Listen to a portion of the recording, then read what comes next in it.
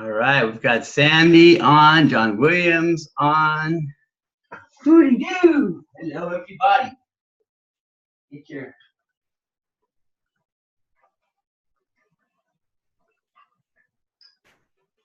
Attention causes internalization, making it your second nature. Hi, Dave. Good morning. Understand this material to the extent that you are willing. Look, this is way too bright. Still interested? Let's begin. Are you listening to that, Sandy? What?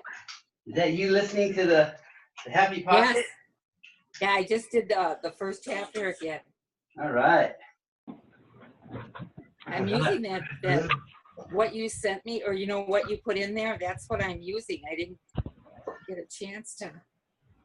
I like it. Good. Hey, John, is this too bright again? Not really. Okay. You see lights in your glasses.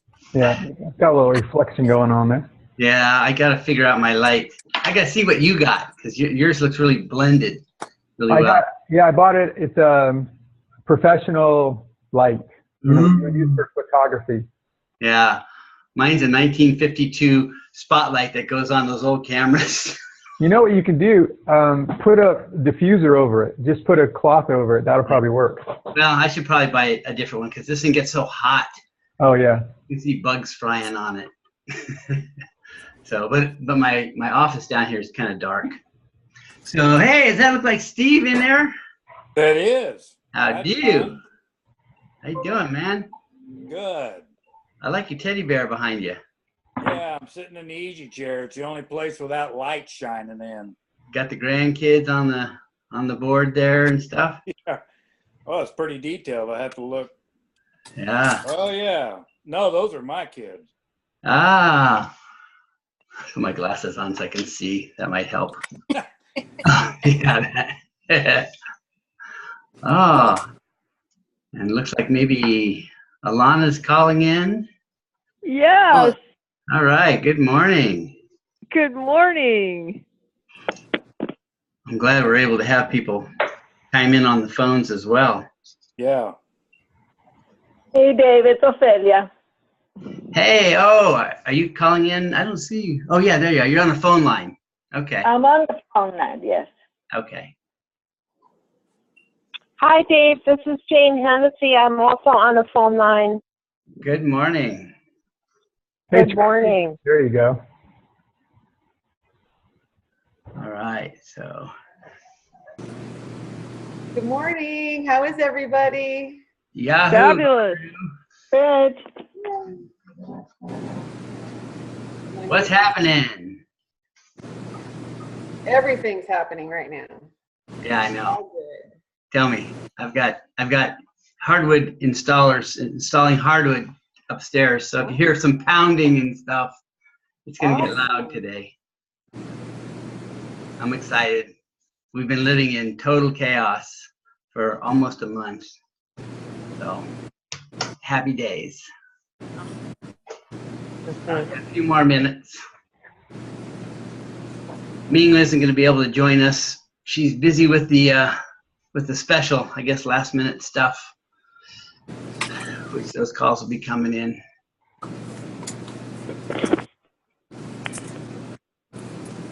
So, did y'all finish the chapter and reread the chapter? Yes. Lovely. Yes. Wonderful. Good. It gets better. It gets better and better and better. Huh, John? Yep. Yep. That's funny. You're funny. Well, going through it the second time is interesting because, I've got my book all highlighted in yellow.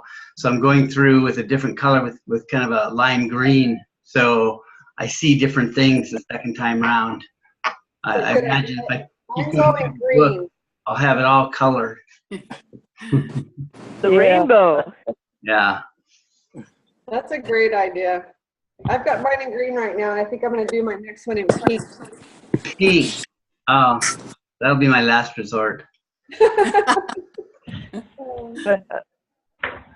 did it in green first because that's the color of money. That a girl. Good call. You know, in my world, any color is money. I'll take pink money. I'll take whatever. Hey, Yes. Ken. Cindy. Morning. Good morning. Good morning. So we'll start right at 8:30 and end right at 9 o'clock because I've got a bunch of stuff happening right after that. And, as I promised, I like to be prompt. So we'll keep our discussions as concise as we can. We want to get everybody in that wants to make a comment. That's for sure. Talked about being able to raise your hand. Hey, Donald, good morning. Good morning. And down at the bottom, I think, okay, where does it say raise your hand? It's up at the top right. You got to. Yeah. Yeah, full screen. Oops, exit full screen. I messed up. Okay. Gallery view. Oh, it's not there. Yeah, I don't see raise your hand. You have to hit more. Oh, you got to hit more. That's it. Yeah. The little 3 dots. Yeah, hit that and it'll say raise your hand. It must be off my screen. Okay. I'm not going to raise my hand. So anyway, I see that it is 8:30. So let me bring this up. Hopefully the right thing. And so guys, do you guys see the purpose? Except for those of you who called in, I'll read it. Our purpose is to bring like-minded GIA consultants and preferred customers together who share the common goal of creating personal growth through reading and sharing thoughts from the book, A Happy Pocket of Money. I added this week, we will help empower each other to understand and apply our meaning of wealth consciousness to create abundance in our lives. Okay, so, all right, now I'm going to go back to stop sharing. And I am going to put you all on mute for now. Okay, so if you want to speak, raise your hand and unmute yourself. So that way we can have some kind of little bit of order and we don't have that clinking and clanking in the background that we talked about. So welcome to the call. I'm real excited to be able to do this again. And I wanted to just start out with anybody have any comments initially right off the top. I've got some questions and things I want to run by you, but I'd like to at this point kind of just open it up for a few minutes of discussion of what you think about the chapter. What was maybe your high point that you'd want to throw out as a thought. Anybody have a thought? I don't see any hands raised, or if I don't, I can move on to the question. No, I have a couple of ideas. All right, I figured you would. You know, the book is not new for a lot of us. We've known a lot of the things that it talks about, and you know what you focus on is what you create. But reading it, for me, it's like I go through and I read it and I go, yeah, I get this, I get this, I get this. But then all of a sudden it kind of goes off, you know, for me. And then it comes back and, okay, I understand it. And I think you and I talked about the first few chapters of the book, how get through the first few chapters because it starts to make more sense, like the 4th chapter, somewhere in there. And even going back and reading it again, I mean, I totally get it. I've made some notes, but it's kind of foreign to me, so it's not something at the tip of my tongue that I could talk about, right? I don't know if anybody else feels that same way, but it just makes me realize that whatever you're thinking about, that whole idea about energy, everything is energy, and our energy is interacting with other energy. There's just so much here that makes more sense as the chapters go on. But it is mind-boggling to me sometimes reading it. What I'd say, John, to that, and Kizzy's got her hand, so I'll go to you next, Kizzy. What I'd say to that, you know, because the going in and going out of that is vibrational. You know, when you're in vibration, it's there. When you go out of vibration, it's not there. So our key goal here is to get that vibration raised, and we're going to learn how to do that. And that way you'll find more and more that you're in sync with that. I've got some graphs that I'm going to show at the ATM meeting that show exactly why that happens. We become physical beings, we become energetic spiritual beings. And it's more of the energetic spiritual beings that holds us in alignment. So, Kedzie, how do I take you off lower hand? Unmute. Fire away, kids. Okay. I wanted to share that actually John helped me get my feet moving to go and make it happen, get the book, make it happen, instead of keeping it in the idea zone and the I wanted zone. And he asked me a really direct, simple question.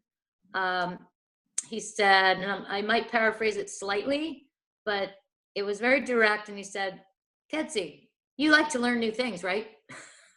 Or something like that. And it just really stopped me, got me off of my, I'd like to do, it just directed me. It woke me up.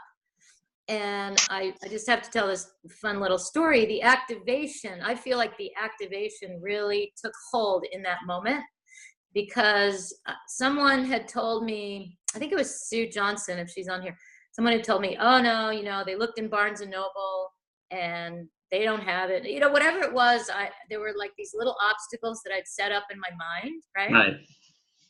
And I said, that's it. I'm manifesting this. Well, I called immediately Barnes and Noble, which is a 6-minute drive from me. And they happened to have one copy in the whole big bookstore. Which is all they needed. Right. And they saved it for me. I went that night and I started reading it. Well, actually, I read every word on the outside. I just consumed every little word before I actually started the book. And the foreword, again, put another activation going. And then the first chapter really, I realized quite a number of things, especially over the last, let's say, 10 years, because I need to actually rename this, but I call it the lost 10 years, the lost decade. And so it woke me up to a lot of things that are moving around within me. So I really want to thank John and you and everybody who's in this movement right here. So that's how it began for me. Yeah. Reframe those lost 10 years. They're not lost. They're absolutely what got you to this point. Had you not gone through that, and because I can do the same thing. I can look at some stuff and go, oh my gosh, I sure wasted some time. No, I didn't waste the time, because I was growing and learning and making relationships and meeting people. So we don't want for things because everything is out there. We have some desires, but we move from this point forward. Just totally like that. So anybody else got any quick comments? And then I'm going to throw some things out there to the wolves.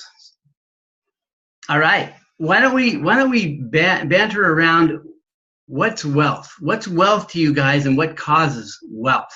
Because this particular chapter is about wealth, about the illusion of money and all that kind of stuff. But what's important is to really identify what is wealth to you.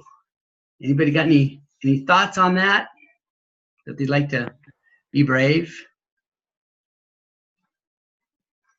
And hands raised. Kedzie, do I have to unmute you again? Oh, I do. All right, go for it, kids. Well, I guess I wasn't, but I will. I was trying to just unmute. Gosh, again, referring to the foreword of Bob Doyle in the book, just referring to that.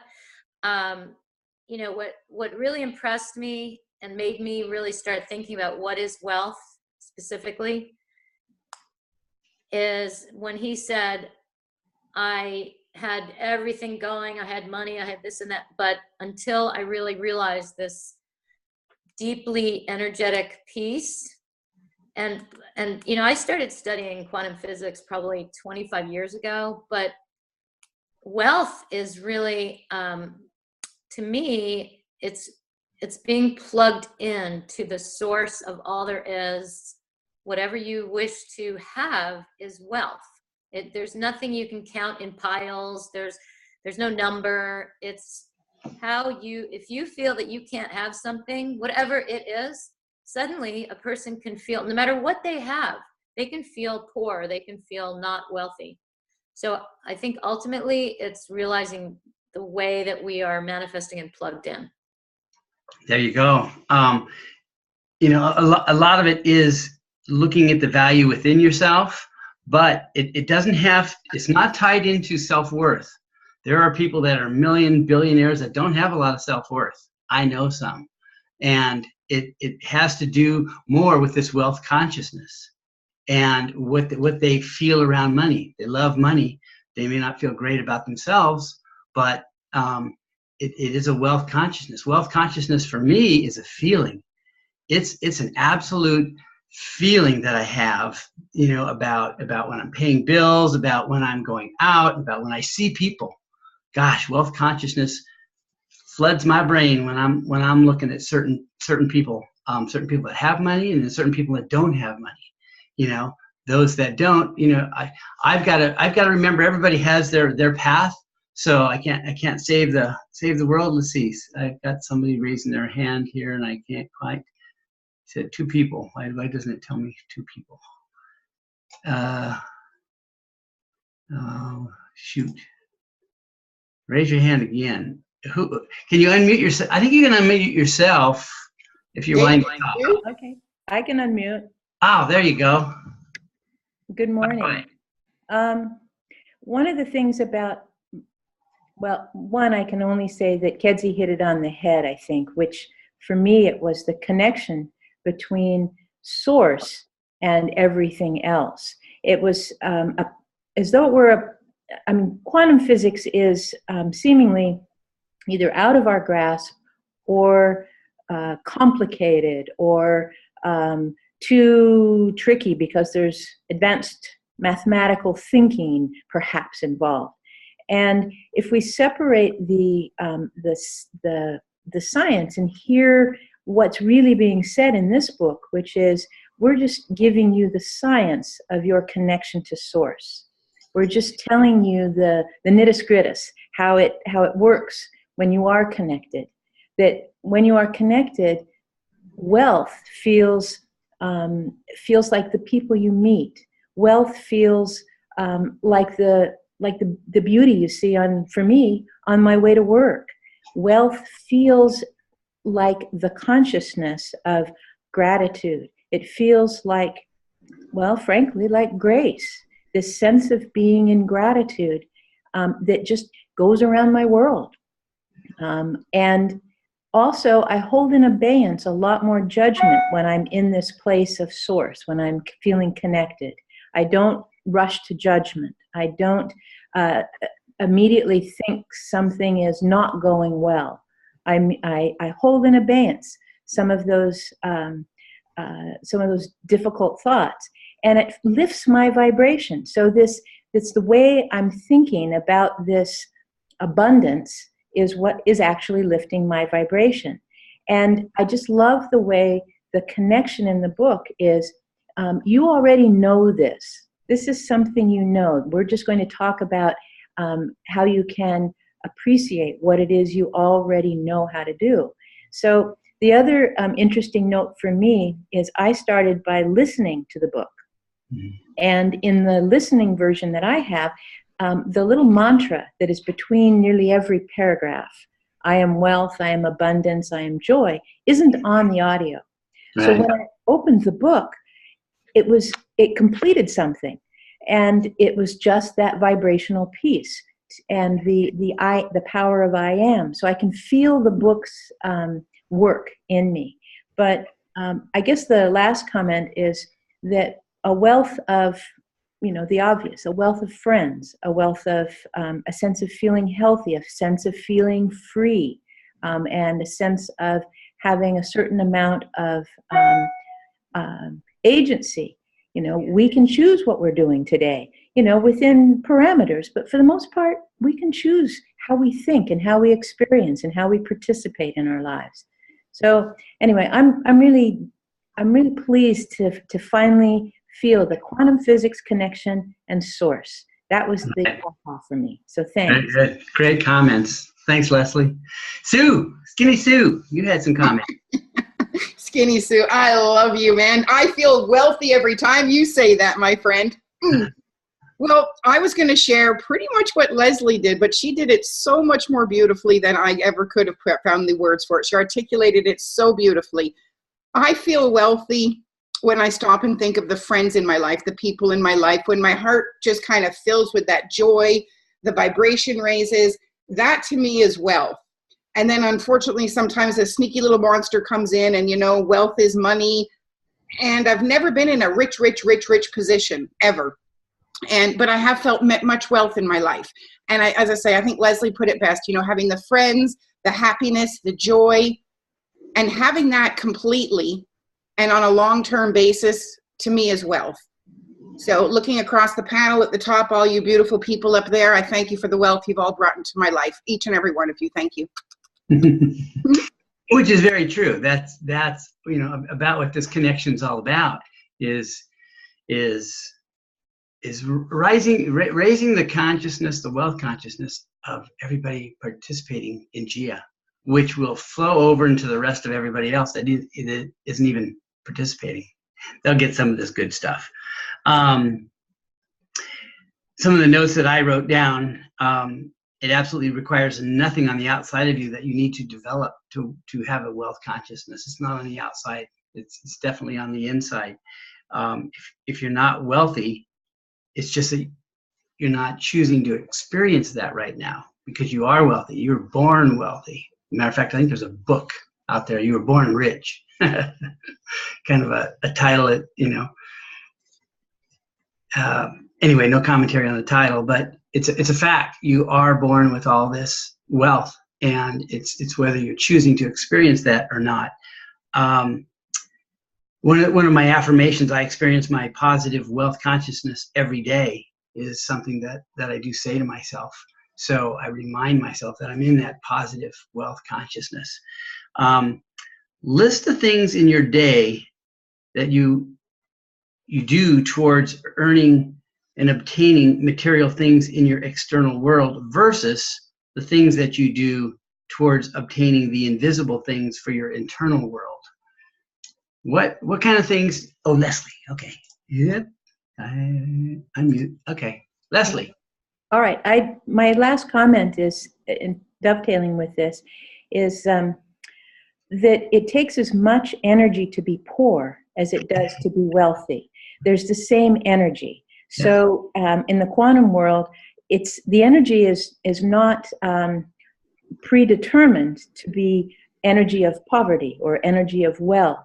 It is by its very nature wealthy, and we can divert it into that list of things that negative things that don't feel like wealth.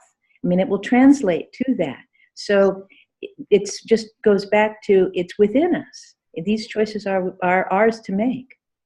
Great comment. That's absolutely right on. Donald? Hi. Hey. So therefore it takes more energy to be poor than it does to be rich.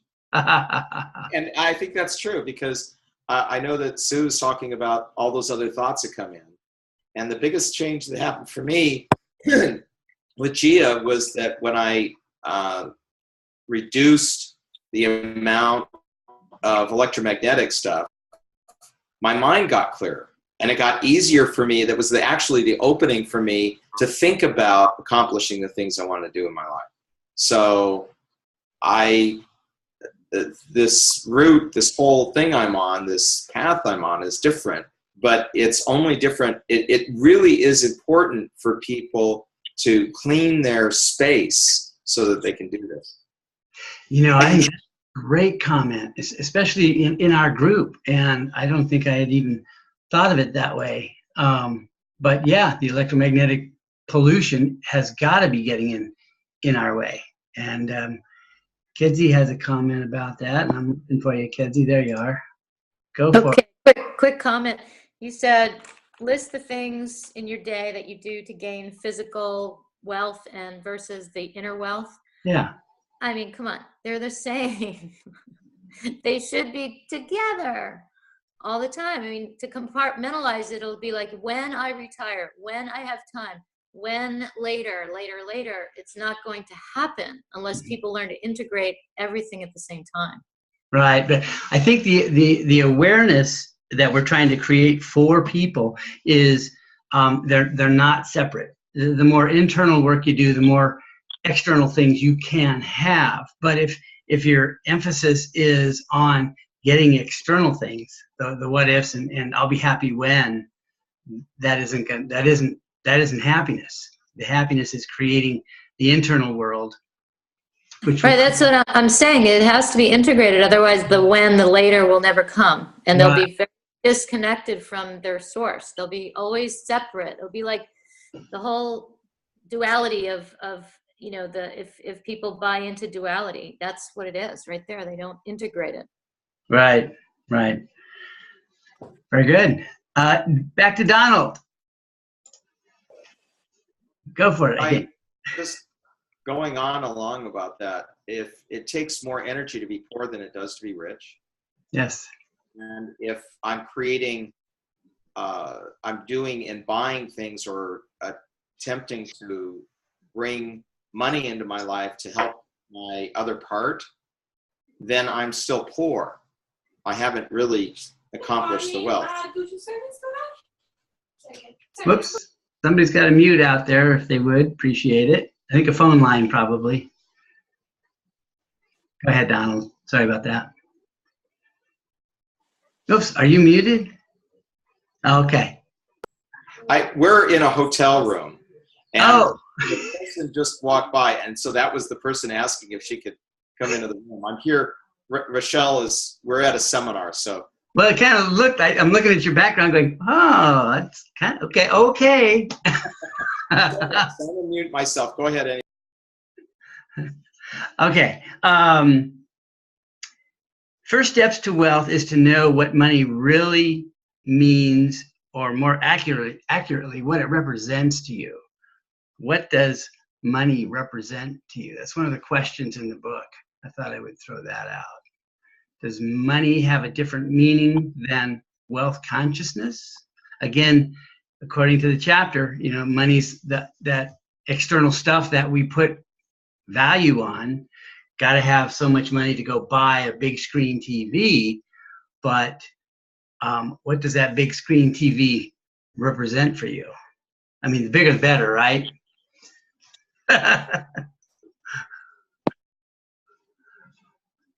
Okay, so that didn't hit a nerve. Nobody wanted to talk about that. Uh-oh.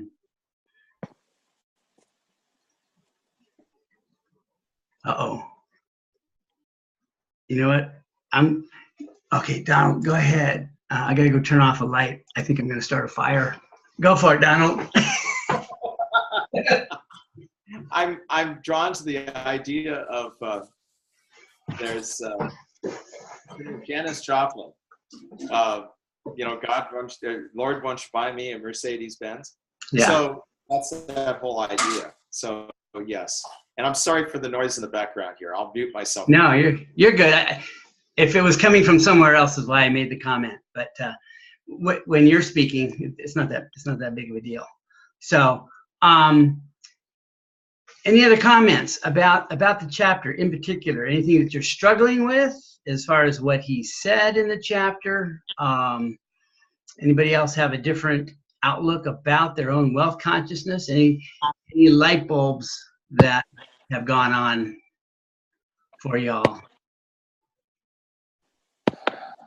Hi, it's Leslie. One of the interesting things to me was the list of how these things will fit together, how your understanding of time will change, your understanding of money will change, your understanding of your own agency will change, and it will equate to a sense of freedom and a sense of empowered well-being. And so as it's hard because the first chapter really says, this is not what you think it is. And so I think that might be something like, hold on to your socks because it's not what you think it is. And so because there's obviously more as we continue to read. But I think the first chapter just simply says, hold on to your socks. You're going to see things differently. And so I think for me, the differently was, okay, we're going to connect all these bits, but time as a way to understand something. That one, as it unfolds, really intrigued me. So. Yeah, I agree. Dorje, you had your hand up. Got a comment out there? Yeah, well, you know, one thing I do when I read a book, I started out reading it from the beginning, and I read before I go to bed. So I basically read until the words start falling off the page, and then I have to stop. And but after the first chapter, I think I started just opening the book to, you know, like, what do I need to read right now? So I'm reading it in kind of a funny way, and it may not be very helpful for this discussion, but it's been pretty amazing because I open it up and there's always something that I need to see right then that's totally appropriate for me. So that's how I've been doing it. So my comments may be irrelevant, but and maybe irreverent as well. But anyway, that's how I read it, and I've really been getting excited by some of the later chapters because of that. Yeah, that's completely okay, you know, to jump around. I mean, he wrote the book and put it in his order, but I think I've told some of you to jump to, and I'm forgetting now which chapter it is, chapter 10.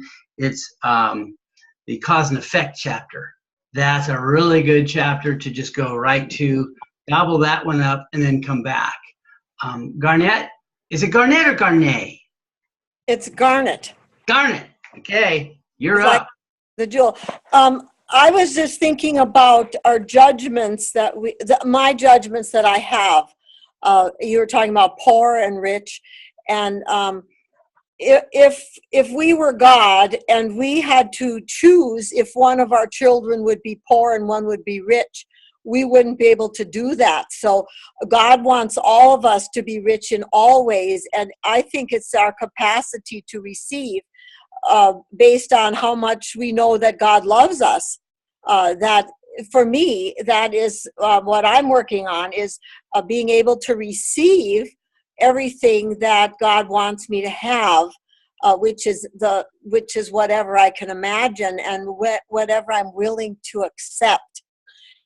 And so I'm thinking about not having judgment about what I deserve, because God wants us to deserve everything. Got it. That's a key factor, absolutely key factor, because we can want. We can do all these things. We can say all these affirmations. We can do all of the stuff on the one end, but if you're not allowing yourself to receive, it's going to bounce. It's going to bounce right back. That's a great comment. Thank you for that. Now, Donald, I see your hands up. I don't know if it's because I haven't lowered it, but did you have another comment? Oh, no, I'll be just, we're almost at the time. I'll be leaving in just a few moments to go to my seminar. So. All right. I just saw your hand up, and that was my thing for not having put it down. Okay, very good. Hey, Dave, it's Alana. Alana, speak. Yes, this is one of my passions, my whole incarnation so far, is wealth, and especially around financial wealth, because I've worked for and ridden thoroughbreds for and served the wealthy people that have had wealth for generations, that have such a grace, they don't even question if they deserve the next thoroughbred or the next home. How many homes do you need? They don't even question any of it. And I stand in awe of that, because the financial wealth is the one I haven't a clue about. All right. Well, that's maybe something. The way I look at that financial wealth piece is the more money I have, the more stuff that represents money that I have, the more I can do for others. Because I've had both ends of the spectrum, and when I haven't had money, I have felt this ache in my heart that when I see somebody, it used to be a struggle that I wanted to help them. So. All right, we're just about at the end of the meeting, so let me throw out some things to think about in the next chapter. So when you come back, Next week, how do you think about how do you experience quantum physics in your daily life, according to the chapter? Are there more opportunities to open up to more opportunities in your life? Describe how the experience of now has an effect, if any, on your life now. Because it's going to talk about time. There is no time, that everything is happening right now. And that's an interesting concept. I had always heard it, and I hadn't read a whole lot about it, but that chapter just snapped it right into place. And I really think about my life differently now because of the now. What areas of your life have you experienced wealth consciousness, and how do you plan to experience more? So some of the things that we'll talk about next week, and it's chapter 2. Come back same time, same channel. And if we don't have, you have anybody making a last minute comment? Sandy, you had a comment. Let me bring you. Okay. Do I have to unmute or? Nope, we got you. Okay. No, Don't touch anything, Sandy. I was just referring to what had been said.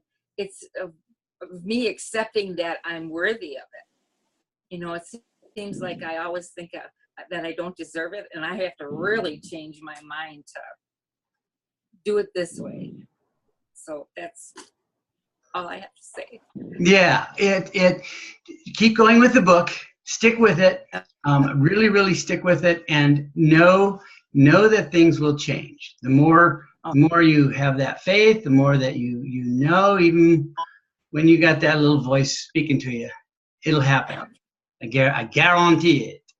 All right, guys. See you next week, and ciao. Hey, thanks, Dave. We appreciate you. Love you guys. Buckle up. Get to work, as John says.